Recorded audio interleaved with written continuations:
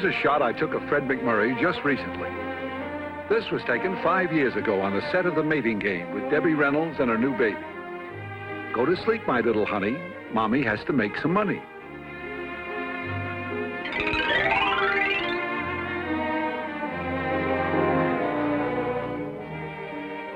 Here's a shot I took 10 years ago on location with Tyrone Power and Linda Darnell.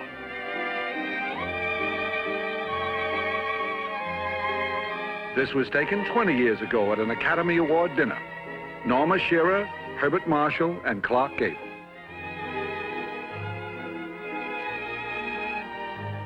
And here's a picture I took over 30 years ago at a party when I first arrived in Hollywood. The two greatest, Laurel and Hardy.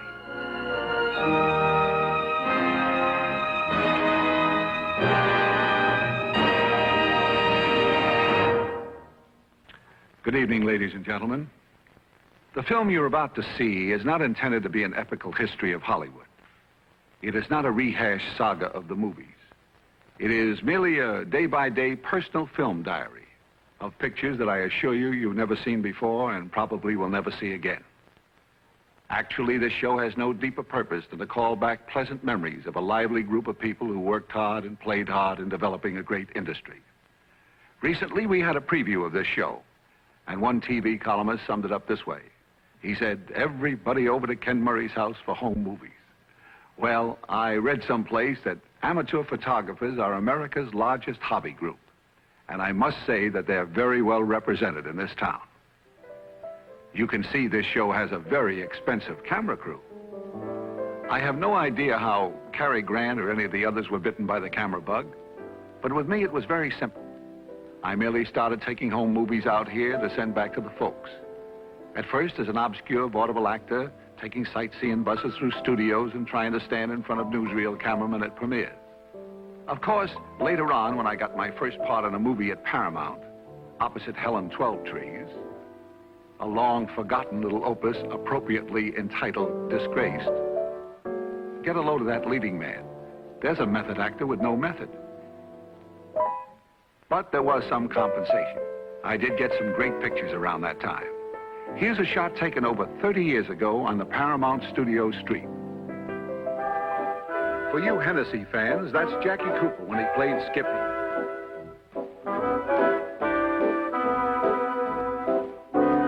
Warming up for a little publicity stunt with Groucho and Harpo Marx. That pretty starter is Carol Lombard.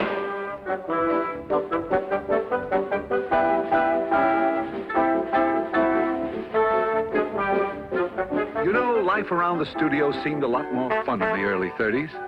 Can you imagine Wall Street standing for a caper like this today?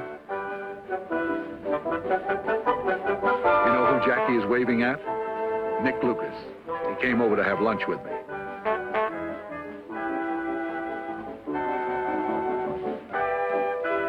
That fellow at the finish line is Charles Lawton. Harpo really gave Jackie a bad time. Yes, there was a spirit of gaiety and excitement on the lot that day. I don't know why that guy's spending so much time on his nose when it's the mouth that needs the attention. Joey Brown was making his first talkie. And so was Cecil B. DeMille. I think this was Cleopatra, starring Claudette Colbert. Here's a nice guy, Johnny Weissmuller. He was making a date for a premiere that night. Everyone on the lot was talking about that opening. It was a new picture called She Done 'Em Wrong. And no one was more excited than this young man. He was playing the male lead opposite Paramount's newest sensation, Mae West. The voluptuous blonde with the swaying hips and the pungent quotes.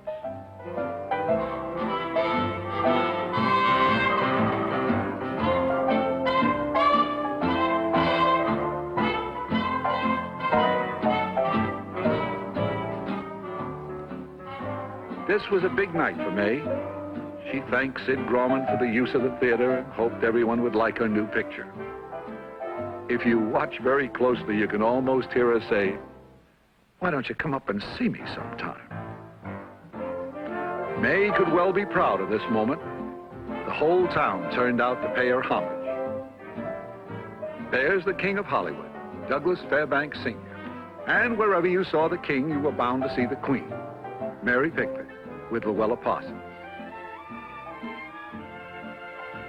Clark Gable with Rhea Gable, and Ruth Eddy. Carol Lombard and a group of friends.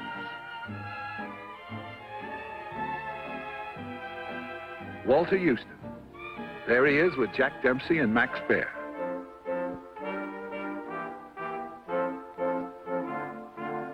There's Russ Columbo with the beautiful Sally Blane. She's Loretta Young's sister. Looks like Weissmuller got his date. Loopy Valet. All right, so I'm a bad photographer. I cut off his head. And of course, George Raft was there. Mae West made her first picture with him. The master of ceremonies was a very young Dick Powell. I've taken a lot of pictures of Dick through the years.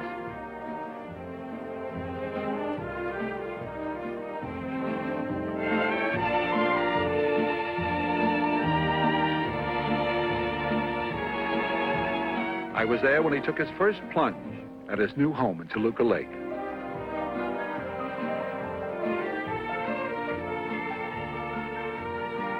I remember when he got his first car,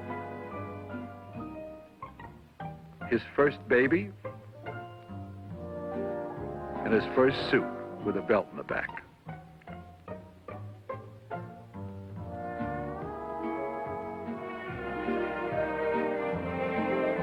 And I was with him when he caught his first marlin off Catalina Island. This was a very enjoyable trip. Weather great, fishing excellent. That's the bait. That's the size I usually bring home. Man, that's fast action. Dick's got a strike. Keep the line taut, Dick. Don't give him any slack.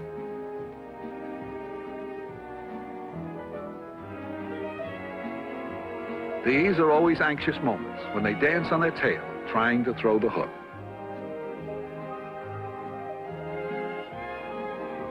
This was a dandy, over 200 pounds.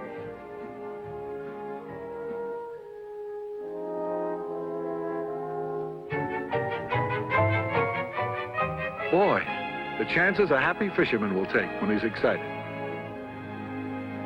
Yes, in the early 30s, Catalina was the place to fish, and Malibu was the place to own a beach house.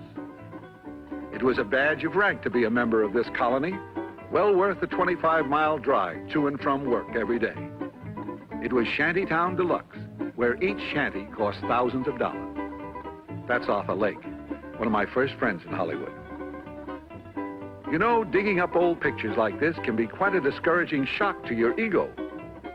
I'd always sort of remembered myself as looking like this fellow in a bathing suit. Well, maybe not exactly. That's Joel McCrae. And certainly not like this fellow. That's Buddy Rogers. Here's a couple more Malibu beachcombers. John Boles, Buster Collier, and Robert Wolseley. As time went on, in addition to Malibu, many of the stars built big homes further down the beach.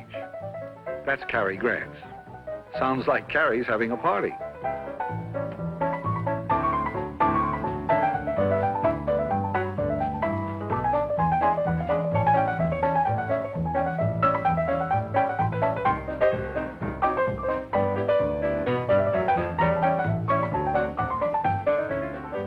It isn't often that you can catch this guy napping.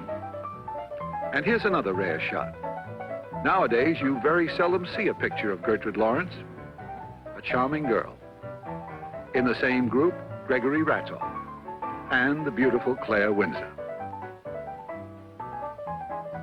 How would you like to have this lovely young lady for a neighbor? That's Norma Shearer. She just dropped in from next door.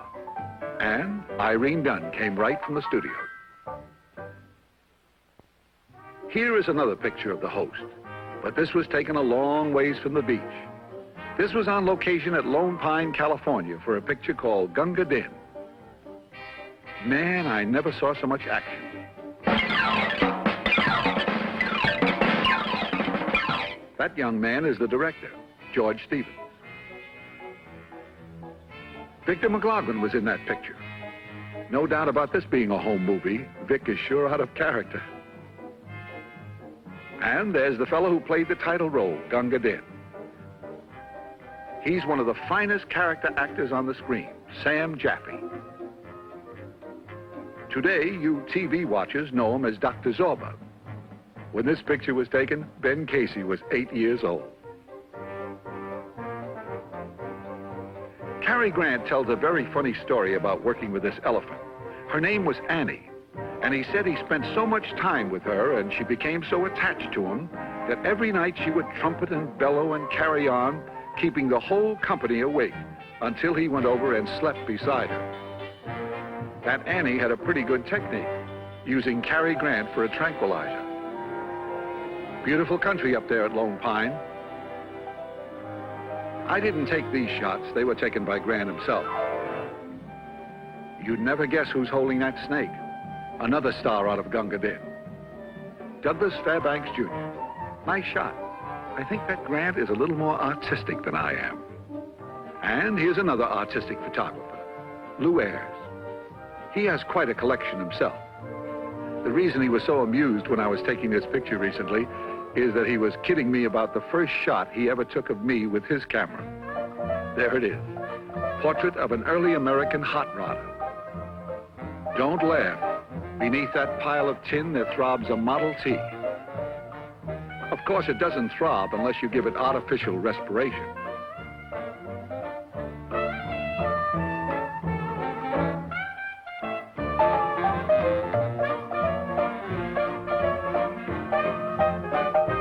We took a ride up Hollywood Boulevard that day. This is the way it looked in the early 30s. There's the old Hollywood Hotel at Hollywood and Highland. And there's the #1 citizen of Beverly Hills, Mary Pickford. Most of the big stars lived in the hills of Beverly. Here's the home of the most dynamic redhead ever to streak across the Hollywood sky, Clara Bow. And there's the it girl with her husband, Rex Bell, right after they were married. I like Adolf Zucker's description of Clara Bow. He said, she danced even when her feet were not moving. Some part of her was always in motion, if only her big rolling eyes. Here's what happens when you have a little film left on the roll. That's a very young Lou Ayres making like Tarzan. Only in home movies could you catch Lou in a mood like this. Actually, he's always been a very serious young man. It's interesting to note that Lou Ayres got started in movies playing opposite Hollywood's biggest star. This was the first day on the set. And the star, Greta Garbo. Naturally, I didn't take these pictures. These are from Lou's own collection. The movie was called The Kiss, and it was the last silent picture made at MGM. The set was completely enclosed, and a violin and organ were playing the music you are now hearing. Lou said he will never forget this day. This was the first scene they shot, and to add to the tension, just before he went on the set, he was informed that a very nervous director had 3 other young actors standing by, just in case. At this moment, Lou Ayres was 19 years old, Greta Garbo, 22.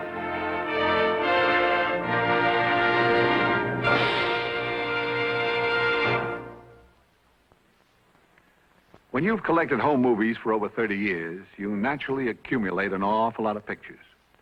I'd moved around a lot in the last 3 decades, so locating and looking at miles of film for interesting shots was a king-size scavenger hunt. It's like rummaging through an old attic. You turn up a lot of junk, but occasionally, if you're lucky, you may find a rare masterpiece. And I think I did. It was a long-forgotten can of film. Lifting the lid was almost like opening King Tut's tomb. For inside were pictures which no one had ever seen before, home movies, taken years ago within the confines of the largest, costliest, and most imposing private estate on the North American continent, San Simeon, the fabled citadel of William Randolph Hearst. Located a little over 200 miles up the Pacific coast from Hollywood, on a high peak of the Santa Lucia Mountain. This past summer, I revisited San Simeon. The last time I was here was by invitation, But today, it's open house for everyone in the world. I paid my admission fee and was one of the 2,000 tourists that day who took the 5-mile bus trip up the Enchanted Hill.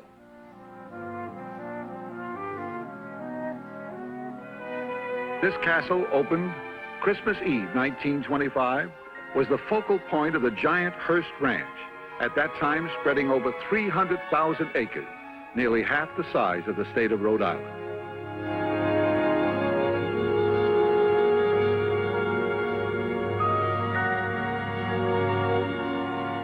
La Casa Grande, housing the largest private collection of art objects in the world, valued at over $50 million. Mr. Hearst called it his little hideaway.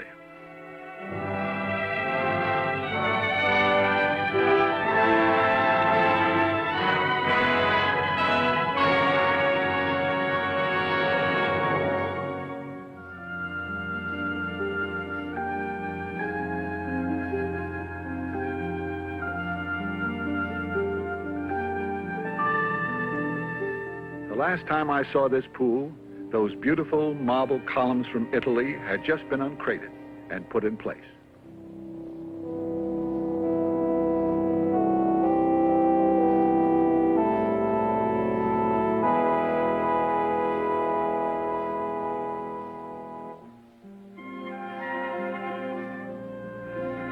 I slipped away from the tour for a moment to see if there were any changes in the guest houses.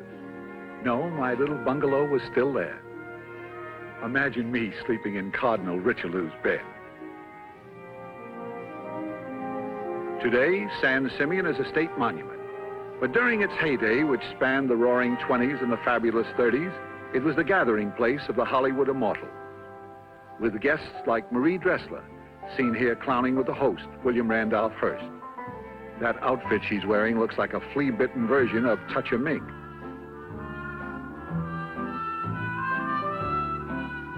That pretty blonde over there with the short bobbed hair is Marion Davies. Although she typified glamour on the screen, at San Simeon she joined in the fun.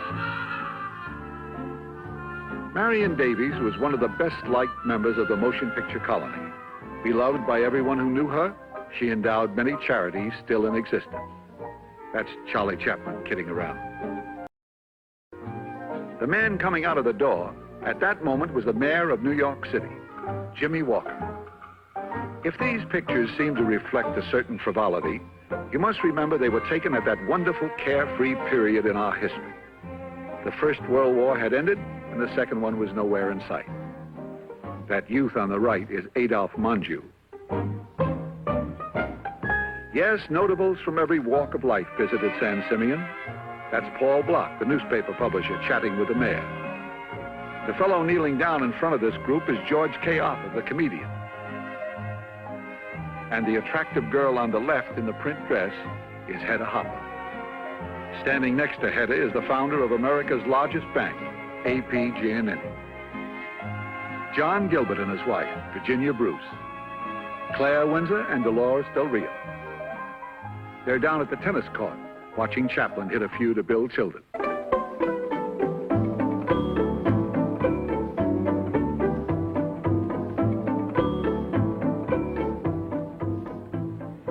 That teenager on the right is Carol Lombard. Nothing pleased the host more than when everybody got out of doors in the afternoon to take part in some group activity. He was proud of San Simeon and eager for his guests to enjoy it to the full. Many people have the sense of acquisitive possessiveness, but William Randolph Hearst was the only man ever able to indulge it to the hilt. But it was a strange paradox that this fighting giant of journalism with all his vast collection of material wealth should also have a tender passion for the treasures of nature, flowers, trees, and animals. Yes, Mr. Hearst was a happy man at San Simeon. Whether he was conducting business with his secretary or welcoming a famous guest like Lindy. In town, he was very reticent about having his picture taken, but up here he seemed to have no objection. He'd even kid about it. Part of the daily routine was to move the guests to the adjoining zoo to witness the feeding of the animals.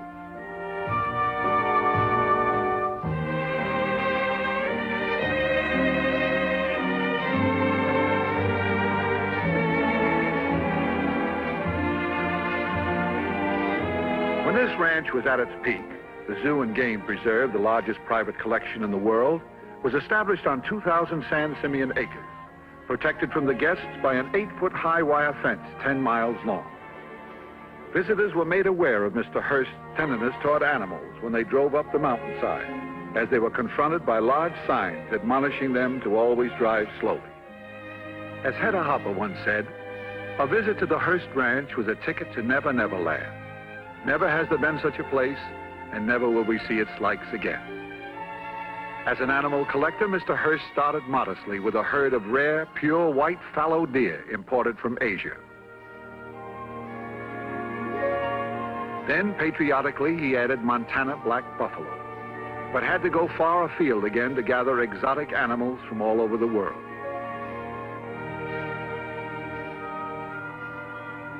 And when these animals stopped in the middle of the road, you stopped.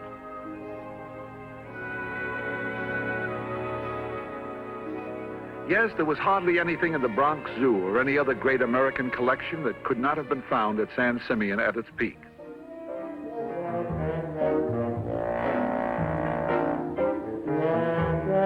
If you were with us at Malibu Beach a little earlier in this show, you'll recognize my old friend, Arthur Lake.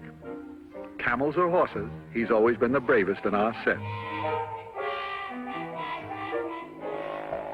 Watch out, Dagwood, or you'll get your arm in a sling again. Seriously, I'll always be indebted to Arthur for helping to make possible many of these pictures. He was the one who introduced me to Mr. Hearst. And that's Arthur's pretty wife, Pat Lake. She's Marion Davies' niece and was a great favorite of Mr. Hearst.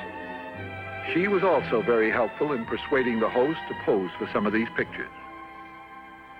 Before I left that day, I had to take one more shot of that main entrance.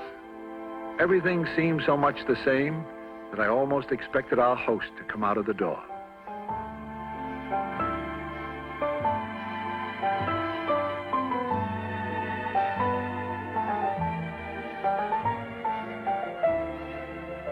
This next shot was Mr. Hearst's own idea. He said, let's make believe the camera's running backwards.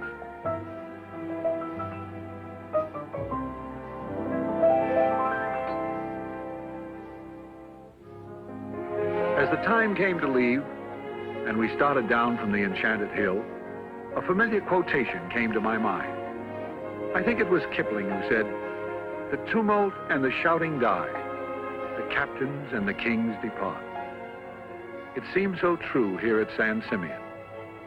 Long after its builder's vast newspaper chain and political influences are forgotten, he will be remembered as America's greatest art collector and the creator of San Simeon.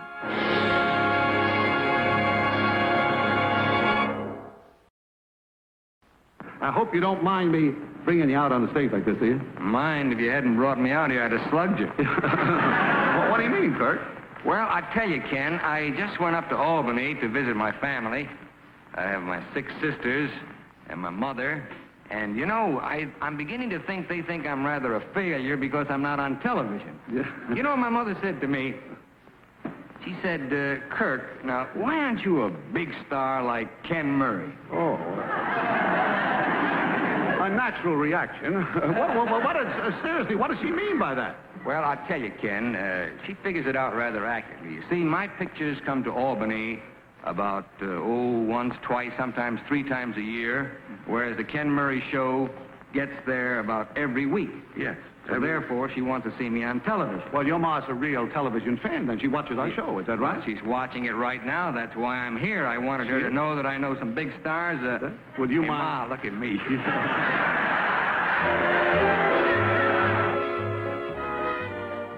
That scene, of course, was taken some years ago.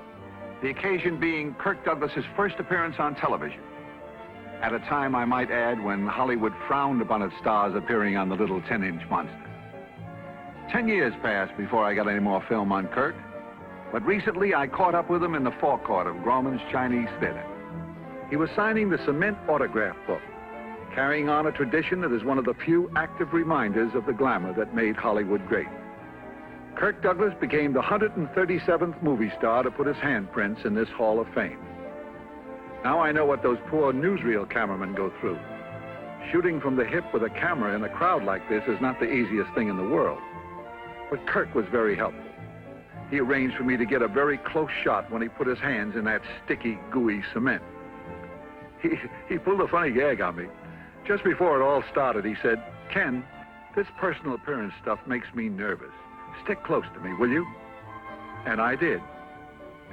For 3 days, my barber had to shave me with a chisel. This was only the second time I'd ever attended one of these shindigs. The first time was over 30 years ago. I'll never forget what a kick this was, to see Tom Mix in person. He'd been my boyhood idol on the silent screen since those days when I would go to the Nickelodeon with my pop every Saturday afternoon. I got to know him pretty well in his later years. This film was taken at his ranch in 1940. Tom was the first of the true cowboys and had a real exciting life. He began punching cattle at the age of 12.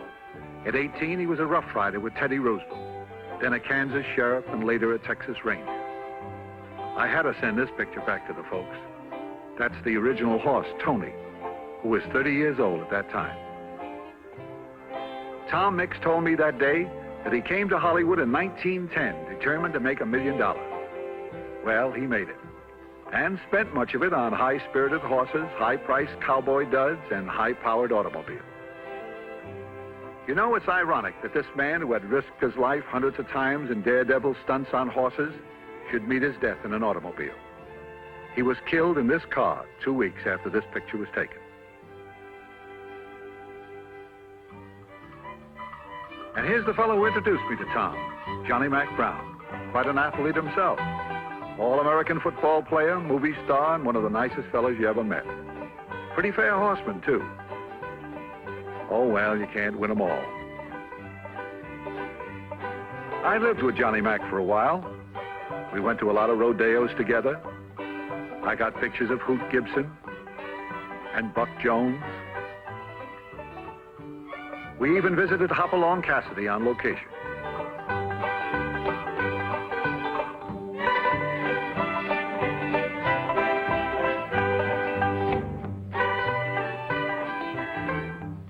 I'm sure Bill Boyd never dreamed when he was making these pictures that someday he would revolutionize an industry that hadn't even been invented yet. I went on quite a Western kick around that time. Got me a white horse like Hoppy's.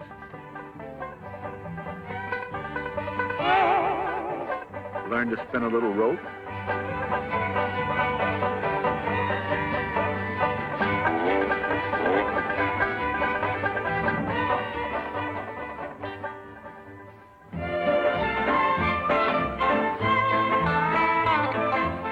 So that in the early 40s, when Jack Warner invited me to be the MC on a junket to Virginia City for a big premiere, I was really in the mood. This was a real exciting trip. In my whole life, I've never seen so many movie stars corralled together. There's just too many here to name individually, but I got some good close-ups later on. There's the star of the picture, Errol Flynn.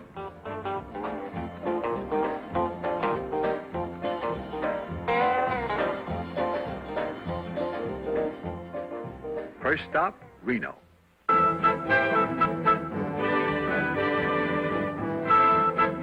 This was surely a great way to exploit pictures. How come we don't do this no more? We were all a little punchy by the time we hit Virginia City. That's Wayne Morris. Alan Hale agrees. He had a good time. Humphrey Bogart and Mayo Matho. Jane Wyman. Mary Astor. My next-door neighbor back home.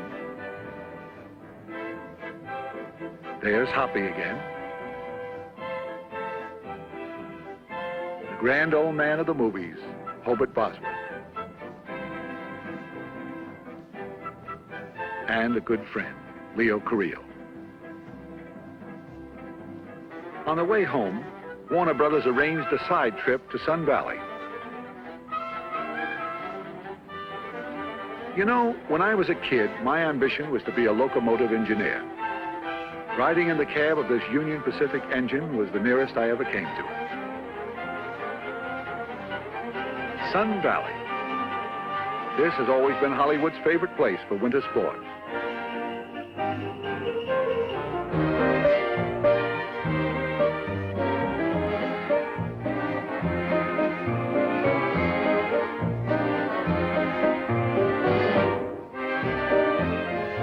a pretty gal on vacation. June Allison. Errol Flynn was all set to relax, but they got him out to make the proverbial snowman.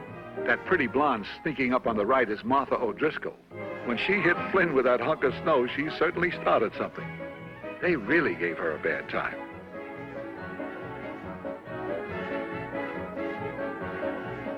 That's Johnny Weissmuller.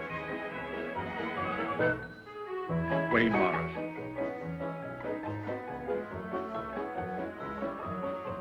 Well, you see what Johnny does to that poor girl. That's Reggie Gardner. This is one of those wild Hollywood parties you're always reading about. And there's some guests from the hotel watching the goings-on. Rory Calhoun in the middle. The gal on the right, of course, is Lucille Ball. These aren't the only pictures I have of Lucy. Here's one taken long before television. And here's another, taken on the set of a movie called Fancy Pants. That's George Marshall, the director, and Lucy stand-in. And there's her co-star, old Ski-Nose Hope. Looks like he's trying to read between the lines. Lucy has made quite a few pictures with Bob. Their latest one is Critics' Choice. This particular day, Lucy had to do a scene where she took some falls, and boy, did she work hard. Now mine, that was just a rehearsal. All right, action. Uh-oh, something went wrong, and she's got to do it again. Someone once said that Lucille Ball stands alone as the greatest comedian of our time. And that goes for sitting down, too. Here's another part-time cowpoke from Hollywood. But this picture was taken a long ways from Sun Valley. I took this at the El Mirador Hotel in Palm Springs. That, of course, is Robert Taylor.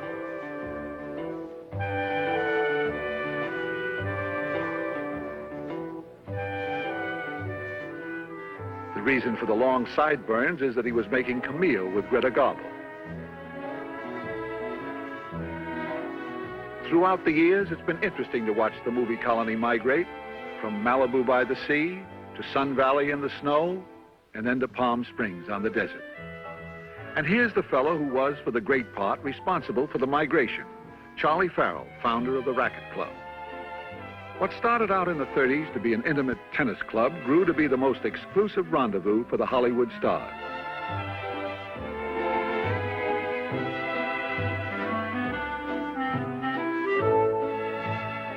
In the late 40s, I spent my honeymoon here. As a matter of fact, that young lady walking around the pool is my new bride. This was Christmas time, 1948, and everyone was in a festive mood. Fanny Brice, beautiful Margaret Sullivan, Joan Davis.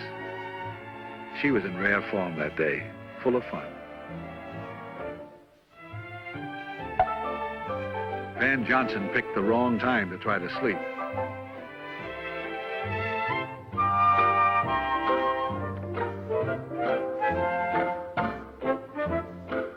Here's one of the prettiest girls ever to grace the screen, Donna Reed. Today, most people associate Donna with her TV husband and family. But in real life, this is the lucky guy, Tony Owen. I was so pleased everyone was so nice to Betty Lou. She really got a big kick out of meeting Frank Morgan. Edgar Bergen took her for a ride in his new plane, and Cary Grant invited her to play tennis.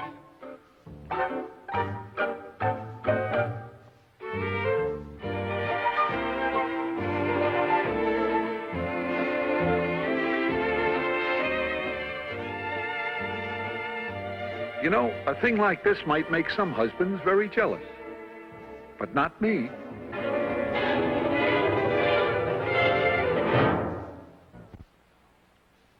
Well, up to now, we've pretty well covered the Hollywood scene as it lived and worked and played during a very lush and carefree period.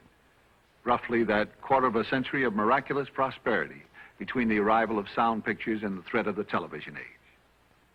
Of course, I didn't take all these shots, and I may have mixed up some of the times and places, but after all, it's very difficult to remember everything that happened over that long a period. But I'm giving you the same treatment I gave my folks. I was never one to spoil a good story by the lack of a few facts. Naturally, my camera couldn't capture all that was happening throughout the years, so during the 12 months that it took me to prepare this show, I went through thousands of feet of home movies from the personal collections of these stars here in Hollywood. And this is as good a time as any to express my appreciation to all these friends for permitting me to add some of their exclusive film to my own personal collection. Film which obviously was only intended to be shown within the confines of their own living rooms for the amusement of their family and friends. And today, with Hollywood using the whole world for location, there's plenty of opportunity for these camera buffs to get very unusual pictures.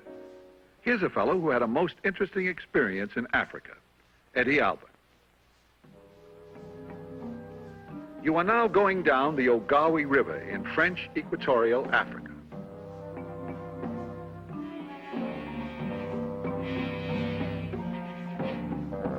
Those slow-moving crocodiles are very deceptive. They can move much faster than you think, especially on dry land.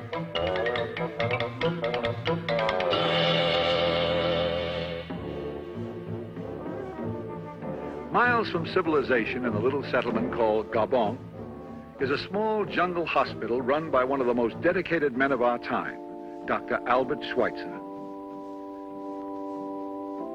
I sure envy Eddie. What a great picture to hand down to your grandchildren.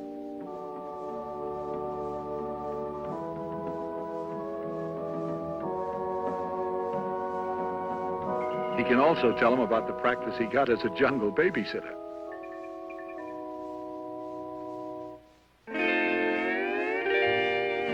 In the last year or so, I've taken a couple of overseas trips myself, but to places where the natives were a little more sophisticated.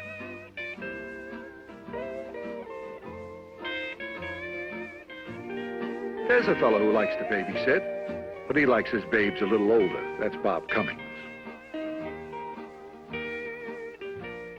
I didn't do so bad with the native girls myself.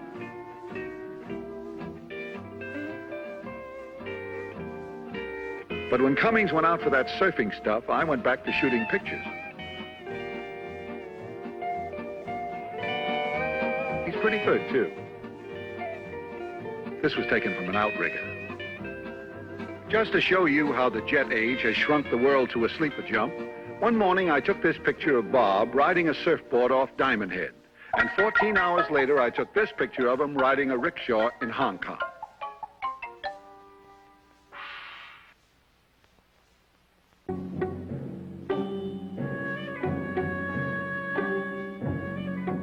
"14 hours from there in Cairo, I took a picture of another Bob, Taylor, riding a camel. This picture was taken in St. Mark's Square in Venice.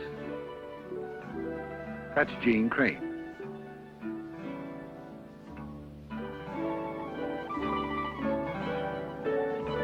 There's only one thing to do in this town. A ride in a gondola, soft music, and a pretty girl.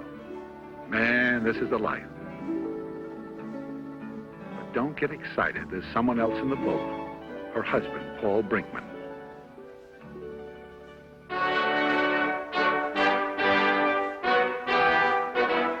It was winter when we hit merry old England, and of all the unlikely people to meet at the Tower of London, especially where Anne Boleyn had throat trouble, was this fella, Pat Boone. If there's any doubt that people around the world still regard Hollywood stars as the glamour symbol, they should have been with me in Nice this past summer. Hundreds of people lined the streets and cars were locked bumper to bumper watching Glenn Ford and Hope Lang shoot a picture called The Grand Duke and Mr. Pym.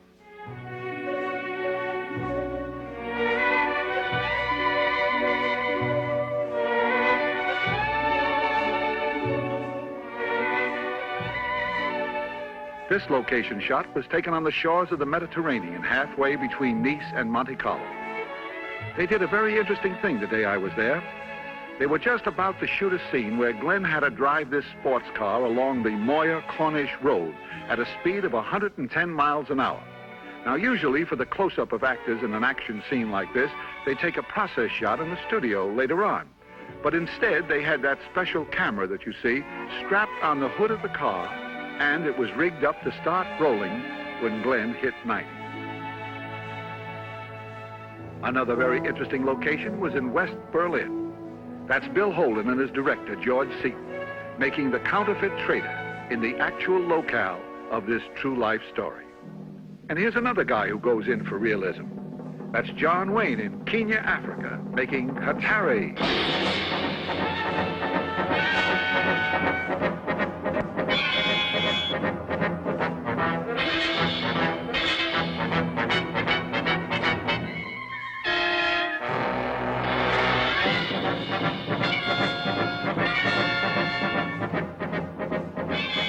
This shot is not in the picture.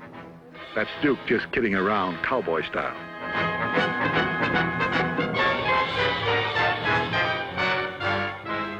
Yes, they're shooting movies all over the world, but they're still making great pictures in Hollywood.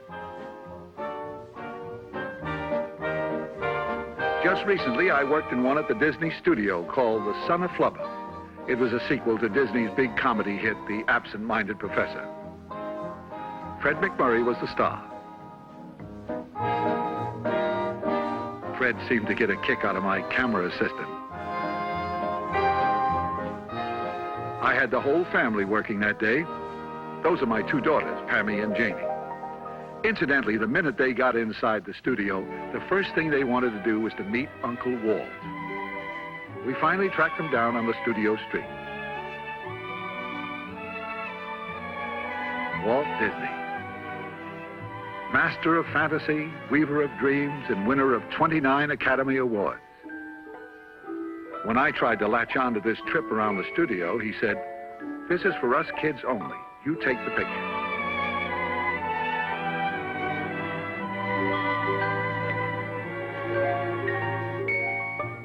But I hitched a ride in the rumble seat. For my two little girls, this must have seemed like a ride on the flying carpet.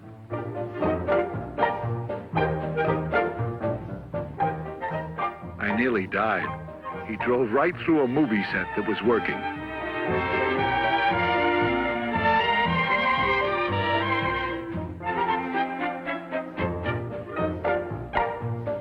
Incidentally, this is their first attempt at photography. Can't you tell?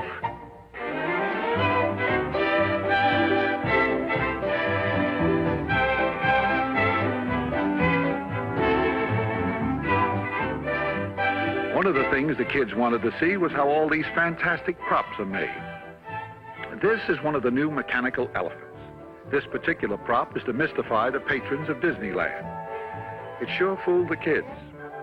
I'll bet it could even fool another elephant. You know, it's almost like a symbol of the terrific growth of Disney, from a mouse to an elephant. As my two kids followed their favorite Pied Piper down Mazzaro Street, it occurred to me that here is surely the Hans Christian Andersen of our time. Hollywood can well be proud of this man, who, the mere mention of his name in any nation throughout the world, brings a happy gleam of anticipation to all those who are young at heart.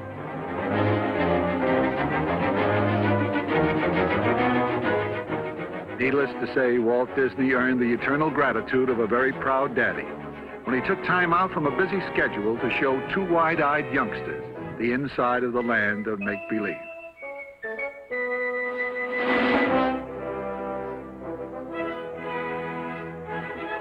But I don't think the girls were as impressed with Daddy's heroics as they were when Fred MacMurray invited them for a ride in the Flubber car.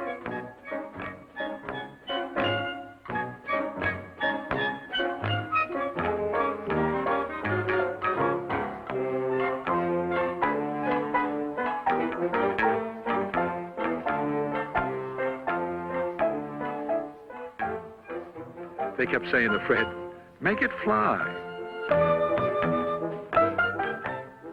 They reckoned without the magic of Walt Disney. Guess who took this shot? Daddy, risking life and limb. That Glen Ford has nothing on us. Of course, my camera didn't start rolling until Fred hit 9 miles an hour. Well, it looks like nothing much has changed after all in 30 years. I wound up right back where I was at the beginning of the show, riding a Model T. But as you folks probably gathered, these sentimental journeys through my hometown are really a labor of love. And I also feel as Hollywood becomes historical, fighting to preserve the glamorous tradition that made it so great, it is a time for reminiscence and remembrance of things past. It's true, time puts a halo on a lot of things. Maybe Hollywood isn't or never was all I thought it to be. Maybe because I looked at my town through the other side of a home movie camera, I saw only the mink and not the plain old cloth coat. But one only sees magic when he's looking for magic. And so, whenever I want to recapture those days, I only have to turn out the lights in my living room, pull the drapes, and turn on my projector. There, glittering on the screen, I can see my town in its party dress, and see again those who shone so vividly across the horizon.